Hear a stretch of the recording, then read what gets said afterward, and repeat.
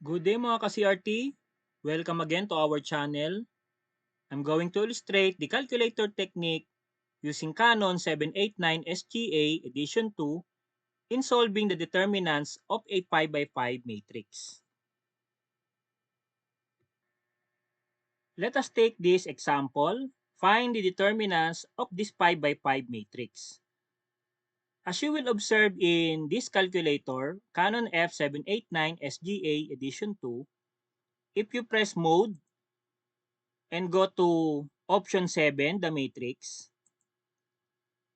and select matrix A, press 1, you can only see the maximum dimension is 4 by 4 only. If you press arrow down, you can see a smaller dimension. Okay? So meaning, we cannot directly solve the determinants of a 5 by 5 matrix. But I'm going to illustrate how to utilize our calculator in solving 5 by 5 matrix.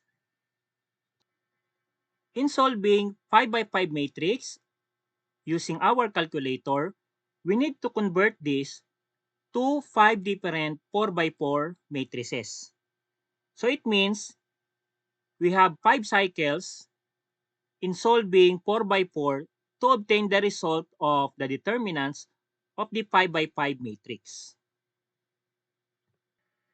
For our first cycle, or first 4 by 4, cover the first row and the first column. Then you have this 4 by 4 matrix. So go to our calculator and enter this 4 by 4 matrix. Okay, so now we can press 1. We already here in the mode of matrix. So press 1 for the 4 by 4 dimension. So enter the values. So we have 2, negative 1, 3, 7 for the first row. Next is 5, negative 7, 2, 3 for the second row. 7, 1, negative 2, and 4 for the third row. 7, 6, 1, and 9 for the last row. Then, CA, press ups, arrow down, press 1 for the determinants of this matrix, press ups, and matrix A. Close parenthesis, and press equal sign. Record this value or save to memory A. To save to memory A, Shift RCL to call for the store function and press this, the location of memory A. For the second cycle or second matrix, cover the second column. Go to your calculator and edit the matrix A. So press ups, select data, press 2, then go to your matrix A, press 1, and enter this 4 by 4. So we have, for the first row, 6, negative 1, 3, 7. 6, negative 1, 3, and 7. For the second row, 4, negative 7, 2, 3.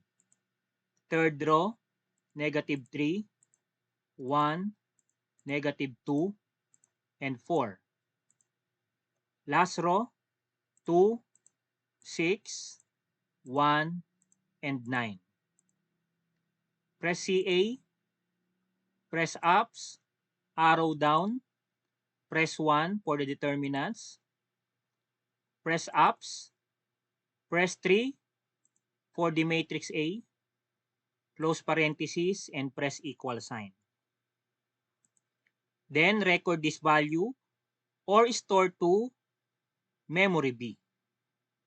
So press Shift, RCL, and press this location of memory B. For the third cycle or third matrix, cover the third column. Then you now have the third matrix, 4 by 4 matrix. So press ups to edit the matrix A, press 2, and press 1. For the first row, we have 6, 2, 3, and 7. Second row, 4, 5, 2, and 3. Third row, negative 3, 7, negative 2, and 4. Last row, 2, 7, 1, and 9. Press CA, ups, arrow down, press 1 for the determinants, ups, press 3 for matrix A, close parenthesis, and press equal sign. Record this value or store to memory C. Press Shift, RCL, and press this, the location of memory C. For our fourth cycle or fourth matrix, cover the fourth column.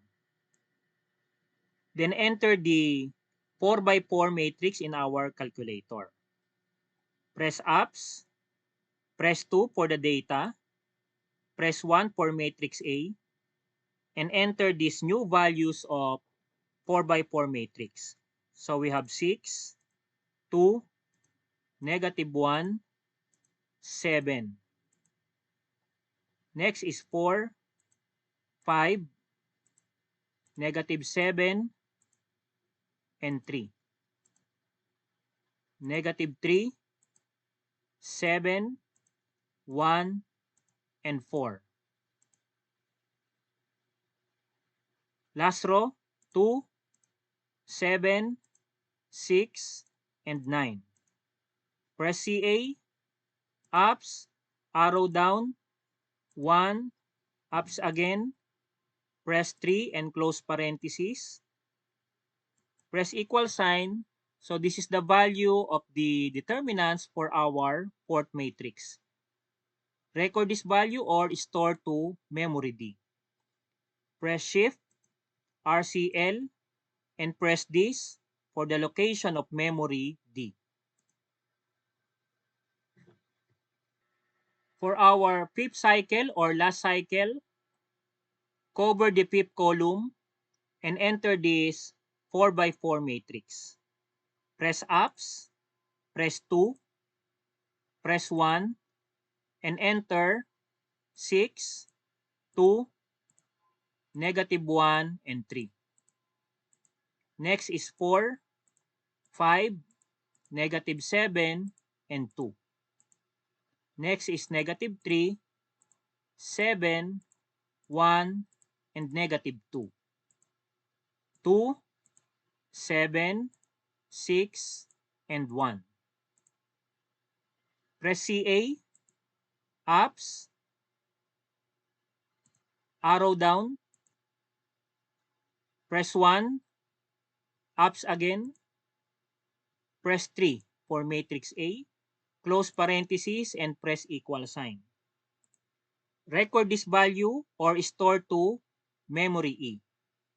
Shift, RCL, and press this location, the location of memory E.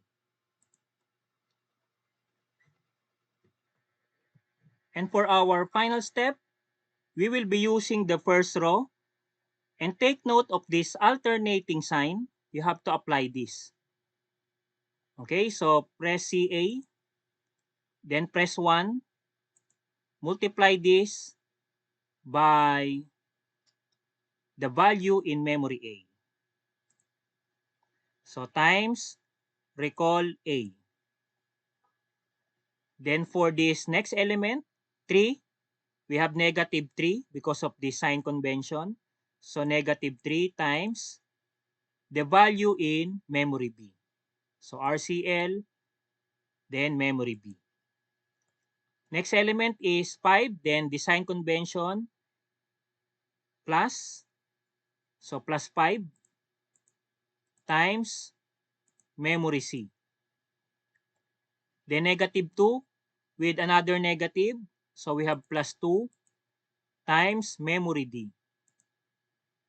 Plus the last element, which is 4, and this is still positive for the sign convention, so plus 4 times memory E.